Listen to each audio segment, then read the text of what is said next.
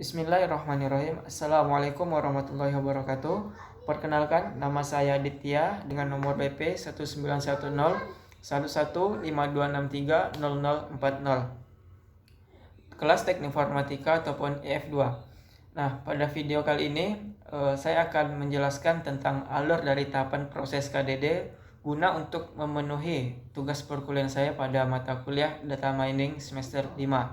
Nah, sebelum saya akan menjelaskan alur dari tahapan proses KDD ataupun Knowledge Discovery in Database ini, saya akan sedikit mengulas tentang apa itu KDD. Nah, jadi KDD ataupun Knowledge Discovery in Database ini merupakan keseluruhan dari suatu proses untuk mencari dan juga mengidentifikasi pola dalam suatu data. Nah, di mana pola yang nantinya ditemukan ataupun didapatkan dapat bermanfaat dan juga dapat dimengerti oleh orang ataupun oleh user. Nah, jadi pada alur ataupun pada proses KDD ini akan melewati dalam 5 alur ataupun 5 proses. Yang pertama yaitu ada selection, yang kedua ada preprocessing, kemudian yang ketiga ada transformation, yang keempat ada data mining, dan yang terakhir ada interpretation atau evaluation. Nah, jadi dari 5 tahap tersebut, di sini saya akan mencoba untuk menjelaskannya satu persatu. Yaitu yang pertama ada yang namanya data selection ataupun seleksi data. Nah, data selection ini merupakan suatu sekumpulan data operasional yang diperlukan sebelum tahap mining dimulai atau penggalian informasi dalam KDD sebelum dimulai.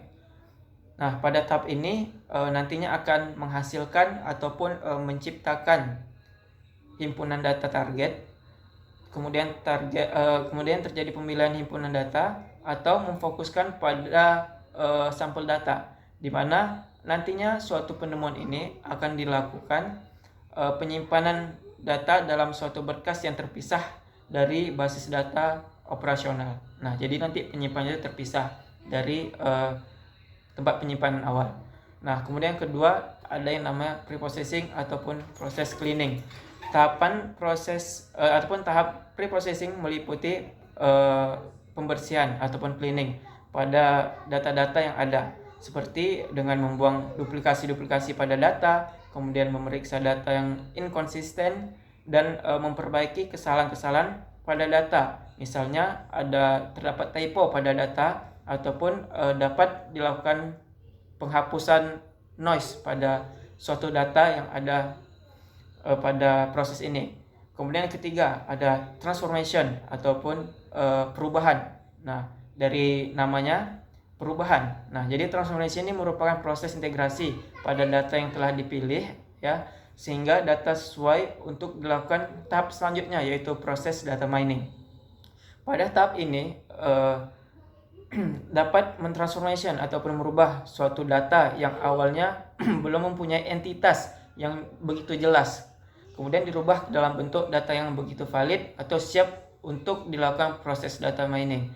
Nah, jadi data yang awalnya dapat dikatakan masih ada terdapat typo ataupun ada kekurangan, terdapatnya duplikasi, dalam tahap ini ataupun dalam proses ini akan dirubah menjadi data yang mana data ini siap untuk dilakukan proses selanjutnya, yaitu proses data mining.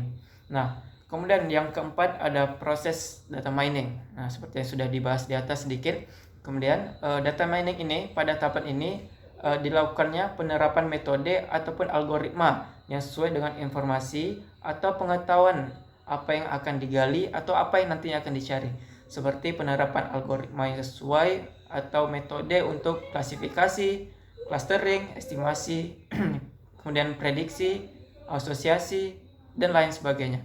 Nah, kemudian pemilihan metode ataupun algoritma yang tepat sangat bergantung pada tujuan dan proses KDD ataupun Knowledge Discovery in Database secara keseluruhan.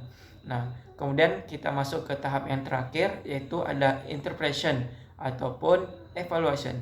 Nah, tahap ini merupakan tahap terakhir yang dilakukan dengan cara mengevaluasi pembentukan keseluruhan data output dari proses data mining tadi.